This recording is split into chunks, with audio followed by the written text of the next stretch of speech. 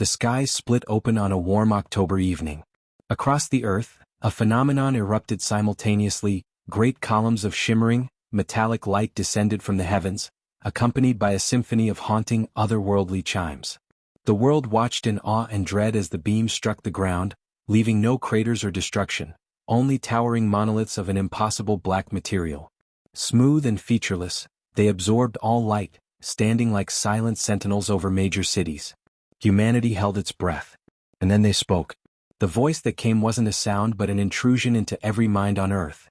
It resonated with a cold precision, not bound by language or accent. Humans. You have been deemed insignificant but useful. You will serve the collective. Tribute is demanded, 1 million of your finest individuals. Compliance ensures survival. Resistance ensures eradication. Panic erupted.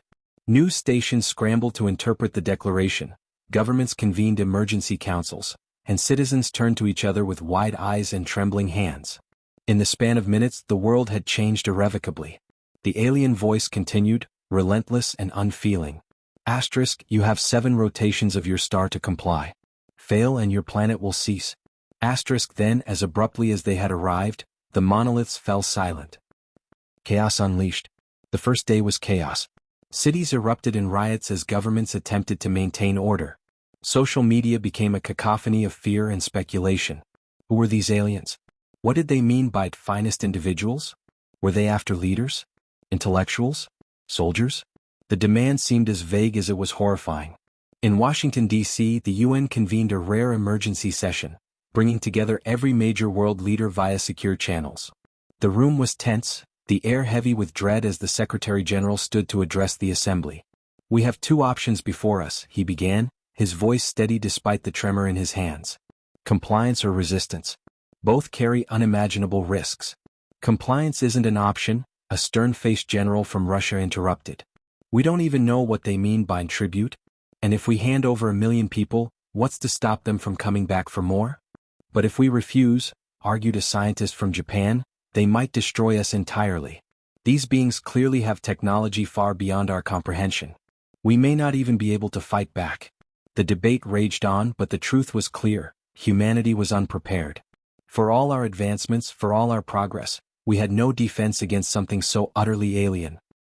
The test subjects. While the leaders argued, the aliens acted. On the second day, a new phenomenon emerged.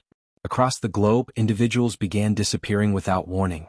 They were snatched from streets, from their homes, even from military installations. Surveillance footage revealed nothing. One moment they were there and the next they were gone. Then came the broadcast.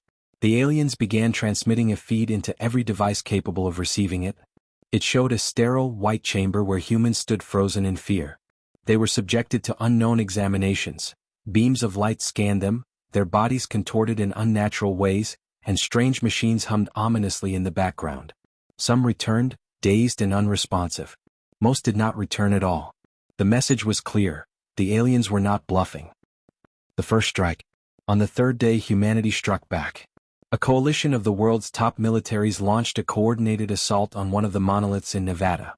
Fighter jets, tanks, and ground troops surrounded the alien structure, unleashing everything they had. Missiles streaked through the air and artillery thundered, but the monolith remained unscathed. Its black surface absorbed every attack, showing no signs of damage. And then it retaliated. A pulse of energy erupted from the monolith, leveling everything within a 10-mile radius. The destruction was absolute. Vehicles were reduced to molten slag and soldiers simply ceased to exist. The message was clear. Resistance would not be tolerated. Hope in the shadows. As the world reeled from the failed assault, a small group of individuals gathered in secret. They were scientists, hackers, and rogue military operatives, people who refused to accept the inevitability of humanity's extinction. Among them was Dr. Elena Vasquez, a brilliant physicist who had spent her career studying extraterrestrial signals. "We're looking at this the wrong way," she said, her voice urgent. "The monoliths aren't just weapons, they're communication hubs. If we can find a way to interfere with their signal, we might have a chance." "You're talking about hacking an alien species that can wipe us out with a thought," a grizzled ex-soldier growled. "Do you even know where to start?" Elena's eyes burned with determination. "I don't. But I know someone who might." She handed the group a file. On it was a single name, Marcus Kane. A gambler's bet. Marcus Kane was a legend. A cybercriminal who had disappeared years ago after pulling off the most infamous hack in history. He had brought an entire nation's power grid to its knees, and then vanished without a trace. If anyone could outwit an alien intelligence, it was him. Finding him, however, would not be easy. As the group began their search, the world inched closer to its deadline. The aliens' demand loomed over humanity like a guillotine, and with each passing day, the weight of their ultimatum grew heavier. But in the shadows, a spark of rebellion was igniting. And in the heart of despair, humanity's greatest gamble was about to begin. The clock was ticking. 7 days to decide the fate of an entire species. The sun rose on the 4th day, casting an eerie light over a planet teetering on the edge of annihilation. Entire cities had gone silent, their inhabitants too paralyzed by fear to function. Governments scrambled to evacuate major urban centers, while underground bunkers filled to capacity with the rich, powerful, and lucky. But in the midst of the chaos, Elena Vasquez and her team pressed on. The search for Marcus Kane led them to the crumbling remains of an industrial district in Detroit. The city had seen better days, but its derelict buildings provided the perfect hiding spot for someone like Kane. After weeks of encrypted messages and black market negotiations, Kane had agreed to a meeting, on his terms. The hacker emerges. They found him in a cavernous warehouse, sitting before a dizzying array of monitors and makeshift servers. Marcus Kane was nothing like Elena had expected. He was lean, with unkempt hair and a wiry energy that made him seem both unpredictable and dangerous. His piercing blue eyes flicked over the group as they approached, sizing them up in an instant. "You're either very brave or very stupid," he said, leaning back in his chair. "Maybe both. But I have to admit I'm curious. What exactly do you want from me?" Elena stepped forward, meeting his gaze without flinching. "We need you to help us hack the monoliths. If we can disrupt their communication network, we might have a chance to fight back." Kane raised an eyebrow. "Hack an alien intelligence that's centuries ahead of us? Sounds like a great way to get vaporized." "We don't have a choice," Elena said firmly. "You've seen what they're doing. They've already taken thousands of people, and they'll take millions more if we don't stop them. You're the only one who can do this." For a moment, Kane was silent, his expression unreadable. Then he let out a low chuckle. "All right, Vasquez. You've got my attention. But if we're going to pull this off, I'm going to need access to some serious tech. And a hell of a lot of coffee." The plan. Back at their hideout, the team laid out their plan. The monoliths operated on an unknown frequency, but Elena believed they were using a quantum entanglement-based communication system to transmit orders and collect data. If they could infiltrate that network, they might be able to disrupt it, or at least understand the aliens' true motives. Kane's first task was to decode the alien signal. It was a monumental challenge, but the hacker relished the opportunity. "This is like trying to crack a code written by God," he muttered as his fingers flew over the keyboard. "But hey, I've always loved a good puzzle." As Kane worked, the rest of the team prepared for the next phase.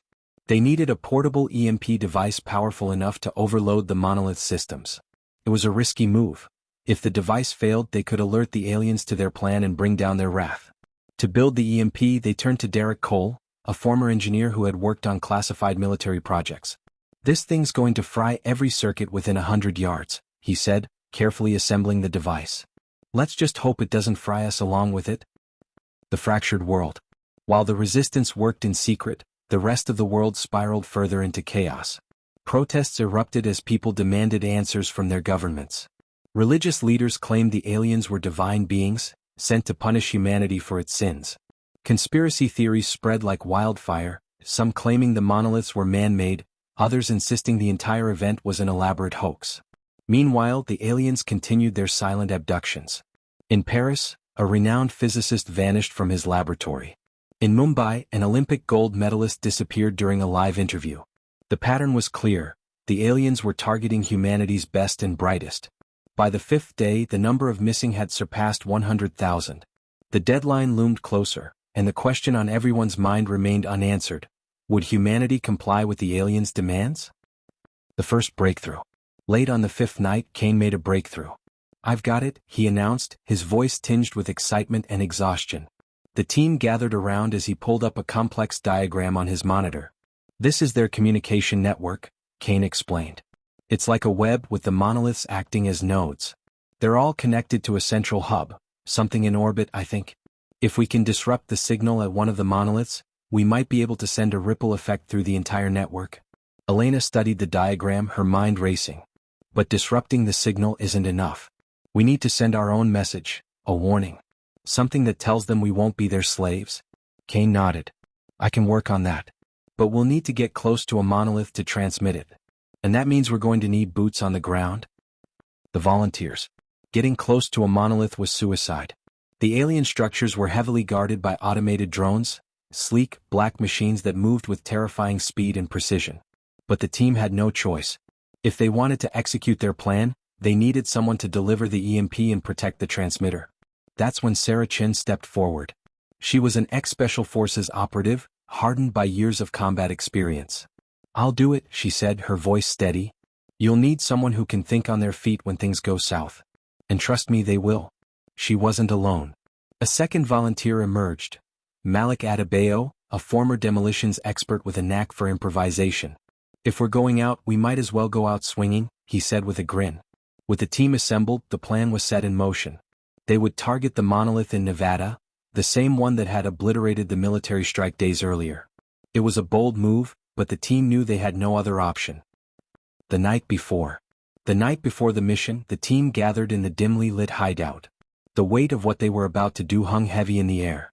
Kane worked tirelessly on the transmitter, while Sarah and Malik checked their gear one last time. Elena watched them all, her heart pounding with a mix of fear and hope. Do you think we can really do this? Derek asked, breaking the silence. Elena hesitated before answering. I don't know. But if we don't try, humanity is finished. At least this way we have a fighting chance. Kane looked up from his workstation, his eyes blazing with determination. We're not just fighting for survival, he said. We're fighting to show them what it means to be human. To resist. To refuse to bow. The team nodded in agreement. They didn't know if they would succeed, but they knew they had to try. As the clock ticked down to the 6th day, the resistance prepared to strike. And somewhere in the depths of space, the aliens watched, waiting for humanity's response. The 6th day dawned with an oppressive sense of finality. The alien monoliths loomed over the world's greatest cities, dark and silent, like executioners waiting for the condemned to make their move. While the rest of humanity prayed, despaired, or succumbed to chaos, the resistance team set out for Nevada, carrying the weight of the planet's hope on their shoulders. The desert was eerily quiet as the team arrived under the cover of darkness. Kane had chosen the Nevada monolith because it had already demonstrated its defensive capabilities. If they could breach this one, they could replicate the strategy elsewhere. But that was a big if. The team's transport, a retrofitted military truck outfitted with stealth coatings and jamming equipment, came to a halt just outside the monolith's perimeter. The structure towered over them like a mountain of shadow, its surface seeming to ripple as it absorbed the faint light of the moon. Sarah Chin stepped out first, her rifle slung across her back and her eyes scanning the horizon. No drones in sight, she whispered into her comm, but that doesn't mean they're not there. Elena, seated in the back of the truck with Kane and the EMP device, adjusted the headset connected to her tablet. She was monitoring the monolith's signal in real time, watching for any sign of detection. You'll have to move quickly, she said. Once we activate the EMP, it's only a matter of time before they respond. Sarah smirked. Time is something we've learned to make the most of. The approach. The team moved in pairs, Sarah and Malik on foot, Kane and Elena remaining in the truck as the support team. Sarah led the way, her movements fluid and silent as she navigated the barren landscape. Malik followed close behind, carrying the EMP device in a reinforced case strapped to his back. As they neared the monolith, the first signs of trouble appeared. The faint hum of drones filled the air, growing louder with each passing second. The resistance had expected this. The monolith wasn't unguarded, and the drones were its enforcers. Drones incoming, Sarah reported. For maybe 5.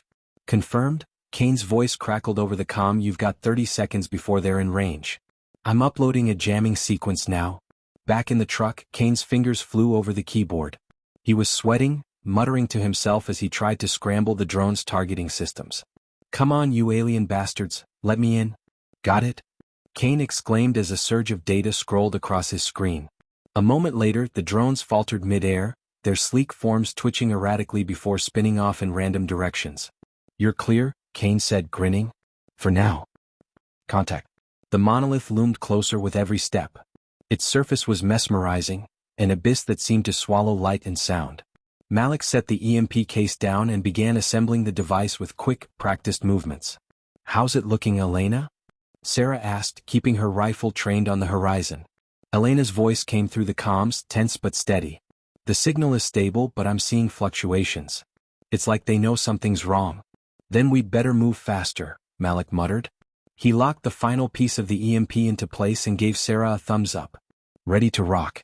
Just as Sarah reached for the transmitter to connect it to the EMP, the ground beneath them began to vibrate. A low, guttural sound reverberated through the air, unlike anything they had ever heard. "They know," Elena said, her voice tight with urgency. "Get it done now?" The first drone appeared over the ridge, followed by a second and third. Unlike the earlier ones, these drones weren't confused or malfunctioning.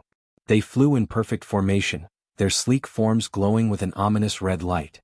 "Drones inbound," Sarah shouted. She opened fire, her bullets sparking against the drone's metallic shells. Malik scrambled to shield the EMP device as a beam of energy lanced out from one of the drones, narrowly missing him. Back in the truck, Kane cursed under his breath as he tried to override the new wave of drones. "They've upgraded their systems.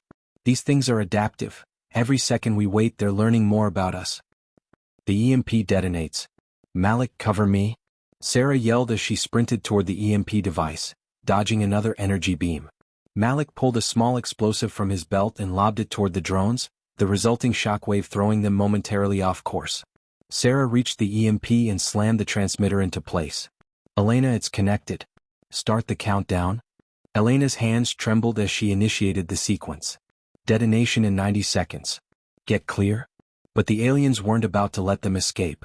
More drones appeared, their red lights blinking like predators honing in on their prey.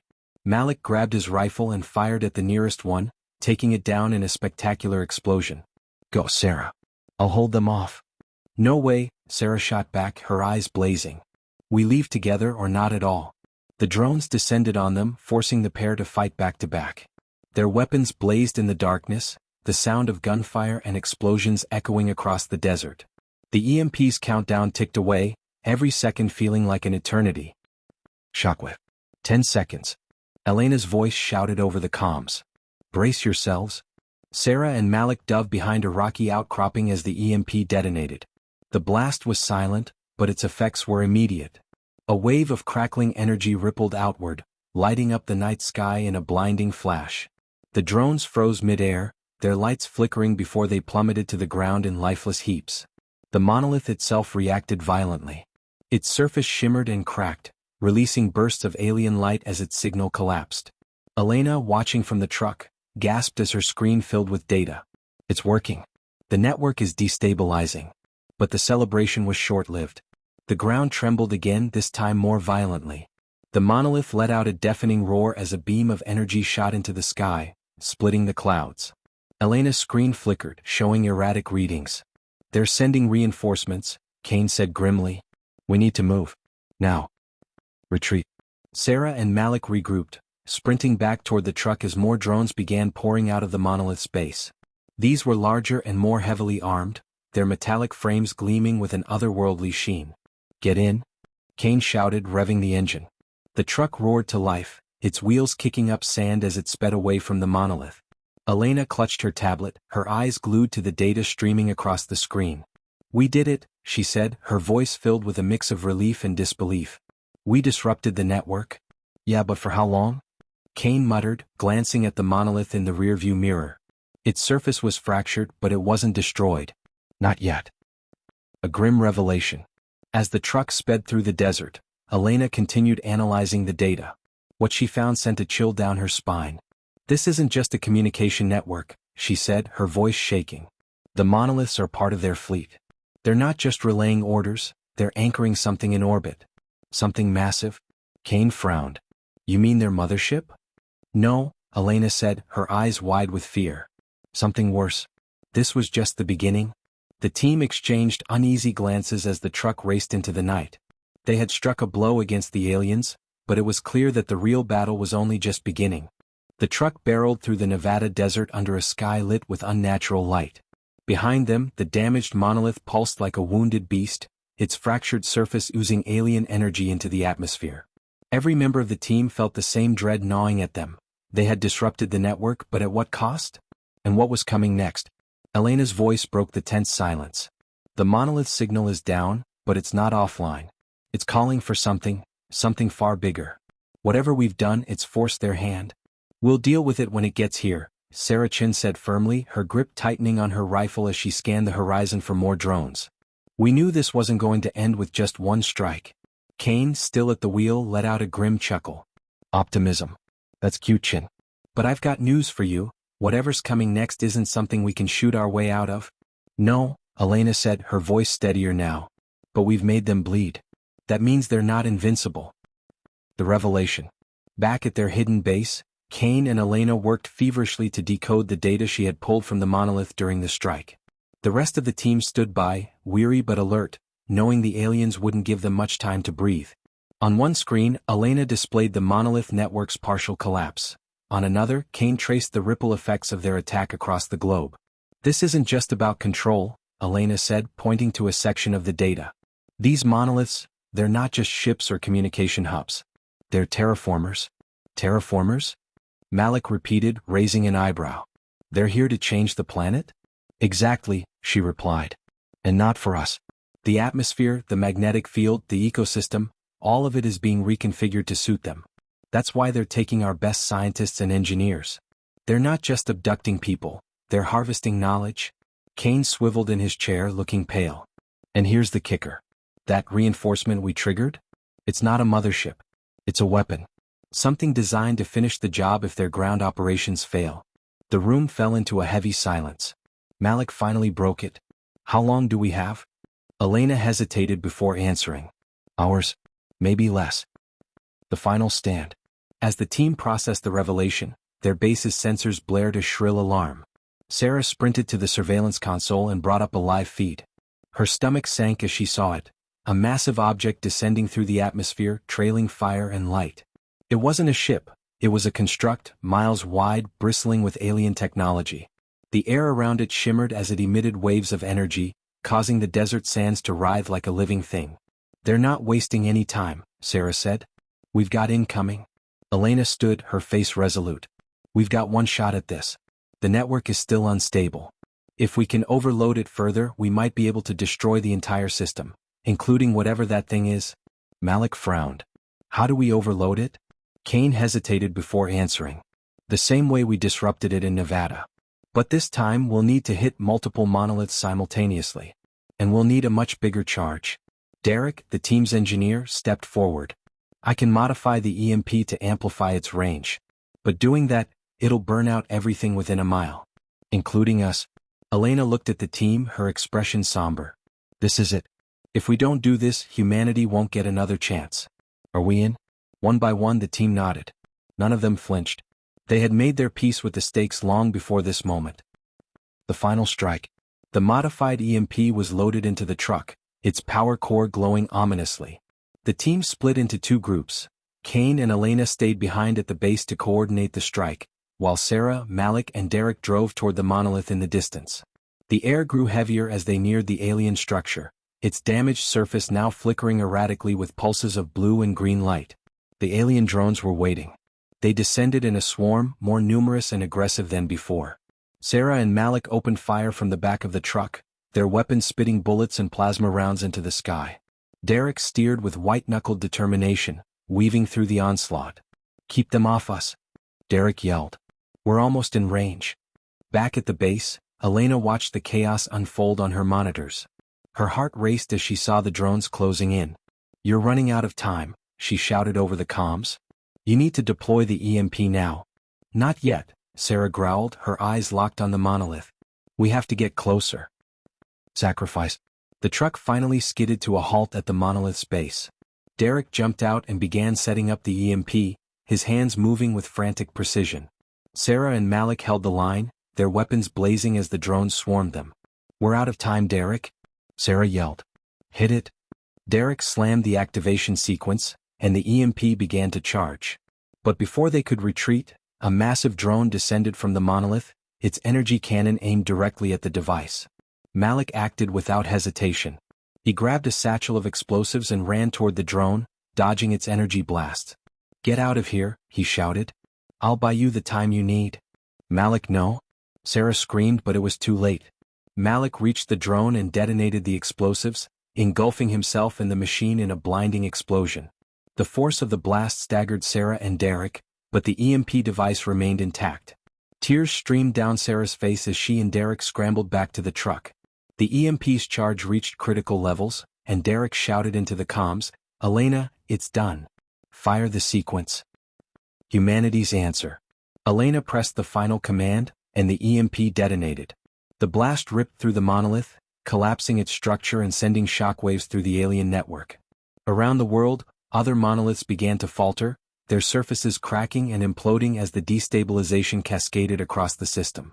The massive construct in the sky faltered as well. Its energy field collapsed and it began to break apart, raining debris into the atmosphere. The aliens had underestimated humanity's resolve, and now they were paying the price. The aftermath. When the dust settled, the monoliths were gone. The drones lay inert, their lights extinguished. Humanity had won, but at a staggering cost. Cities were left in ruins and countless lives had been lost. The resistance team regrouped at the base, their ranks thinned but their spirits unbroken. Elena looked at the remaining team members, her voice heavy with emotion. "We've shown them we won't bow. But this isn't over. They'll come back. And when they do, we'll be ready." Sarah nodded, her eyes hard. "Let them come. They think they can break us. But they've only made us stronger."